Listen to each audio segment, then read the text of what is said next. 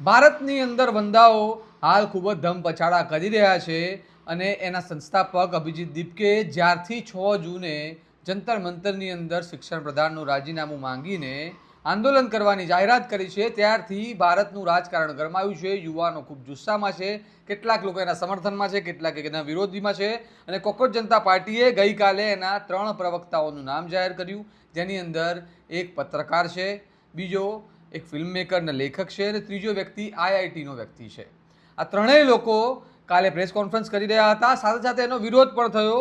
એક શિવસેનાના રાજ્યસભાના સાંસદ હતા અને કોંગ્રેસના એક પૂર્વ નેતા હતા પ્રિયંકા ચતુર્વેદી, તેમણે કહ્યું કે કોકરોચ જનતા પાર્ટીની શરૂઆત પુરુષ પ્રધાન રીતે થઈ છે। તેનો જવાબ કોકરોચ જનતા પાર્ટીના અધ્યક્ષે આપ્યો કે અમે અમારી મહિલા સાથીઓને કહ્યું હતું કે તમે પણ પ્રવક્તાની અંદર ભાગ લો, પરંતુ તેમને ના પાડ્યું, કારણ કે અત્યારે જે દેશની હાલત છે, મહિલાઓ સાથે જે વર્તન થઈ રહ્યું છે સોશિયલ મીડિયામાં, એનાથી ડરીને એમને એવું કહ્યું છે અને આહ્વાન કર્યું છે કે જેને પણ જોડાવવું હોય તે જોડાઈ શકે છે। અને એનાથી પણ મહત્વની વાત એ છે કે બીજું એક મોટું જ નામ આ કોકરોચ જનતા પાર્ટીમાં જોડાઈ રહ્યું છે અને એમને લોકોને પણ આહ્વાન કર્યું છે। એ નામ છે સાઉથના અને બોલિવૂડના પ્રખ્યાત એક્ટર પ્રકાશ રાજનું, જે અવારનવાર સત્તા વિરુદ્ધ બોલતા હોય છે અને કોકરોચ જનતા પાર્ટીનું સમર્થન કરતા તેમને સ્ટેટમેન્ટ આપ્યું છે કે અત્યારે હું ફિલ્મના કામથી ખૂબ જ દૂર છું, હું પ્રયાસ કરી રહ્યો છું કે 6 જૂને જેટલું વહેલા આવી શકે એટલું વહેલા હું જંતર મંતર આવું અને કોકરોચ જનતા પાર્ટીના આંદોલનમાં જોડાવું,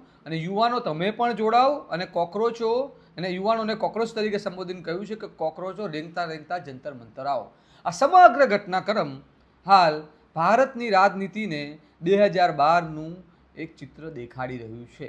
જે પ્રમાણે 2012નું, જેમ આપણે કાલે વાત કરી હતી કે અન્ના આંદોલન હતું, આ આંદોલન ખૂબ જ રસપ્રદ છે। જો કે ઘણી એવા સવાલો છે કે કોકરોચ જનતા પાર્ટીની જે વાત છે કે અભિજીત દીપકે એવું કહ્યું કે અમે 6 તારીખે હું આવીશ અને પછી પરમિશન લઈશ।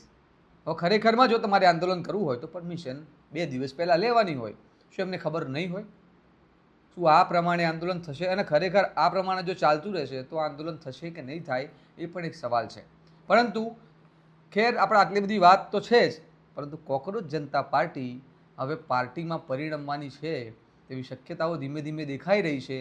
પરંતુ સવાલ એકને એક જ રહેશે, શું ભારતનો યુવા આ કોકરોચ જનતા પાર્ટી સાથે જોડાશે?